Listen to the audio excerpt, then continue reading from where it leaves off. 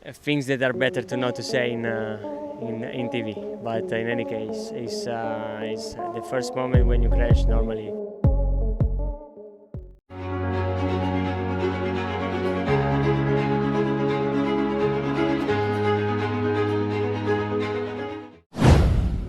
Maaf dan sesal Zarco setelah hancurkan balapan Bagnaia di MotoGP Valencia 2025.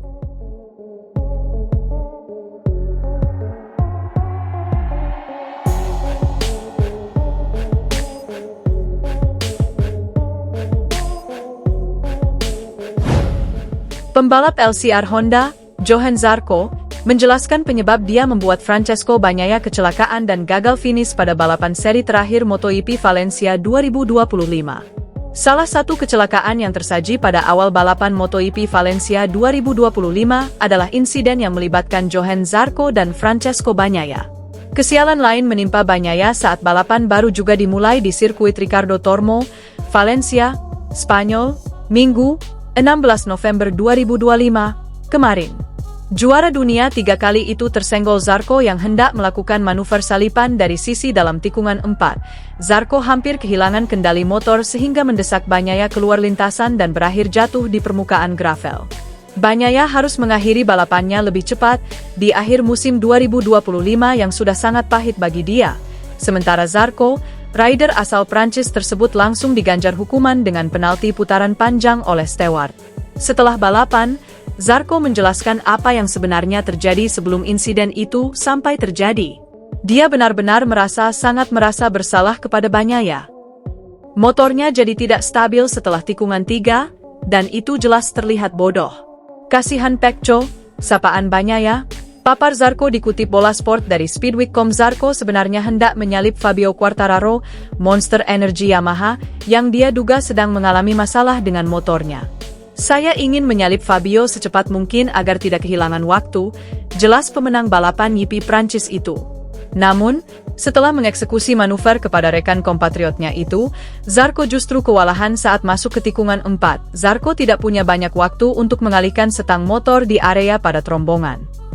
Ketika saya memutuskan untuk menyalipnya, sulit untuk memperlambat laju motor agar tidak menabrak Brad Binder, katanya. Jika saya berbelok ke tikungan 4 seperti biasa, saya pasti akan menabrak Brad. Jadi saya membelok, tetapi itu membuat saya melebar dan saya melewati jalurnya Pecco. Saya sudah menduga akan mendapat penalti. Meskipun pikiran pertama saya adalah agar tidak membuat Brad keluar, saya malah menabrak pembalap lain. Ujarnya menyesal. Tanggung jawab Zarco tidak selesai sebatas melaksanakan hukuman. Dia juga mendapat balasan dari kesalahannya dengan sempat kewalahan setelah melakukan penalti putaran panjang. Pembalap berusia 35 tahun itu sempat melorot ke posisi ke-17 sebelum finish di posisi ke-12. Saya agak kebingungan dan tidak ingin melakukan manuver tidak perlu untuk merawat ban. Jadi saya berkendara secara konsisten, kata Zarco. Itu kelemahan saya. Jika saya tidak memiliki feeling yang baik terhadap motor, saya tidak bisa menjaga jarak tetap dekat untuk menyalip dengan cepat, tambahnya. Kepedihan Zarco tak cuma di situ.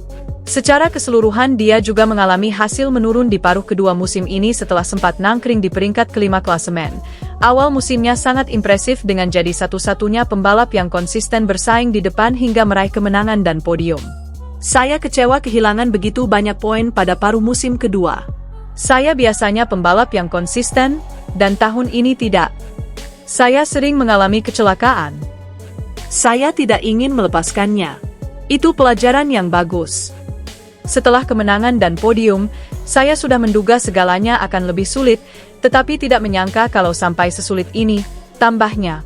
Pembalap LCR Honda, Johann Zarco, jadi biang keladi jatuhnya Francesco Bagnaia di balapan MotoGP Valencia 2025. Terkait tudingan itu, Zarco angkat bicara.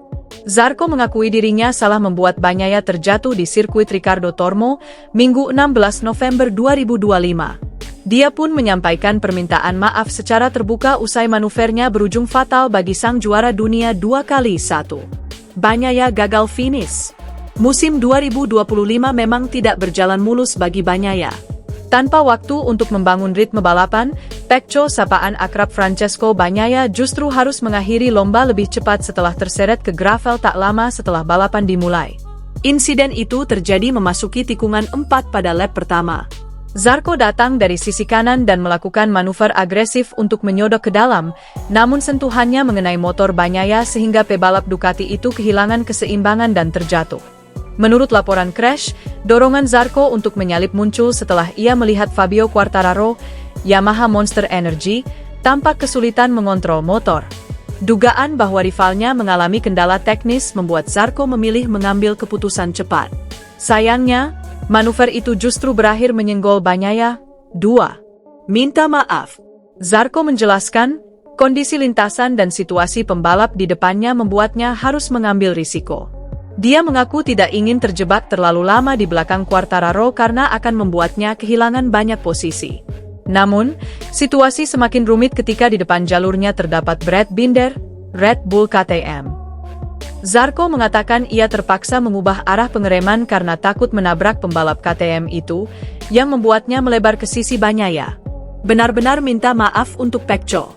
Saya melihat Quartararo kesulitan, saya pikir dia mengalami masalah teknis, kata Zarco dilansir dari Crash, Selasa, 18 November 2025. Kalau saya tetap mengambil tikungan 4, saya akan menabrak Brad Binder. Jadi saya menghindari Brad, tetapi cara saya menghindarinya membuat saya melebar dan masuk ke garis Pecco, pungkas pembalap asal Prancis itu.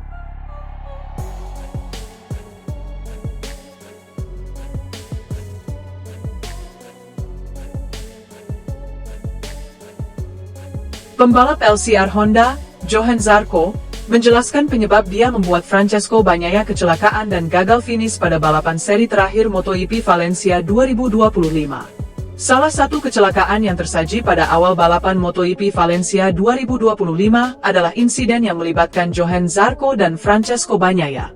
Kesialan lain menimpa Bagnaia saat balapan baru juga dimulai di sirkuit Ricardo Tormo, Valencia, Spanyol, Minggu, 16 November 2025, kemarin. Juara dunia 3 kali itu tersenggol Zarco yang hendak melakukan manuver salipan dari sisi dalam tikungan 4. Zarco hampir kehilangan kendali motor sehingga mendesak Bagnaia keluar lintasan dan berakhir jatuh di permukaan gravel. Bagnaia harus mengakhiri balapannya lebih cepat di akhir musim 2025 yang sudah sangat pahit bagi dia. Sementara Zarco, rider asal Prancis tersebut langsung diganjar hukuman dengan penalti putaran panjang oleh steward. Setelah balapan, Zarco menjelaskan apa yang sebenarnya terjadi sebelum insiden itu sampai terjadi. Dia benar-benar sangat merasa bersalah kepada Bagnaia. Motornya jadi tidak stabil setelah tikungan 3, dan itu jelas terlihat bodoh. Kasihan Pecco, sapaan Bagnaia, papar Zarco dikutip Bola Sport dari Speedweek.com. Zarco sebenarnya hendak menyalip Fabio Quartararo, Monster Energy Yamaha, yang dia duga sedang mengalami masalah dengan motornya. Saya ingin menyalip Fabio secepat mungkin agar tidak kehilangan waktu, jelas pemenang balapan GP Prancis itu. Namun, setelah mengeksekusi manuver kepada rekan kompatriotnya itu, Zarco justru kewalahan saat masuk ke tikungan 4. Zarco tidak punya banyak waktu untuk mengalihkan setang motor di area padat rombongan. Ketika saya memutuskan untuk menyalipnya, sulit untuk memperlambat laju motor agar tidak menabrak Brad Binder, katanya. Jika saya berbelok ke tikungan 4 seperti biasa, saya pasti akan menabrak Brad. Jadi saya membelok, tetapi itu membuat saya melebar dan saya melewati jalurnya Pecco. Saya sudah menduga akan mendapat penalti. Meskipun pikiran pertama saya adalah agar tidak membuat Brad keluar, saya malah menabrak pembalap lain. Ujarnya menyesal. Tanggung jawab Zarco tidak selesai sebatas melaksanakan hukuman. Dia juga mendapat balasan dari kesalahannya dengan sempat kewalahan setelah melakukan penalti putaran panjang. Pembalap berusia 35 tahun itu sempat melorot ke posisi ke-17 sebelum finish di posisi ke-12. Saya agak kebingungan dan tidak ingin melakukan manuver tidak perlu untuk merawat ban. Jadi saya berkendara secara konsisten, kata Zarco. Itu kelemahan saya. Jika saya tidak memiliki feeling yang baik terhadap motor, saya tidak bisa menjaga jarak tetap dekat untuk menyalip dengan cepat, tambahnya. Kepedihan Zarco tak cuma di situ. Secara keseluruhan dia juga mengalami hasil menurun di paruh kedua musim ini setelah sempat nangkring di peringkat kelima klasemen. Awal musimnya sangat impresif dengan jadi satu-satunya pembalap yang konsisten bersaing di depan hingga meraih kemenangan dan podium. Saya kecewa kehilangan begitu banyak poin pada paruh musim kedua. Saya biasanya pembalap yang konsisten, dan tahun ini tidak.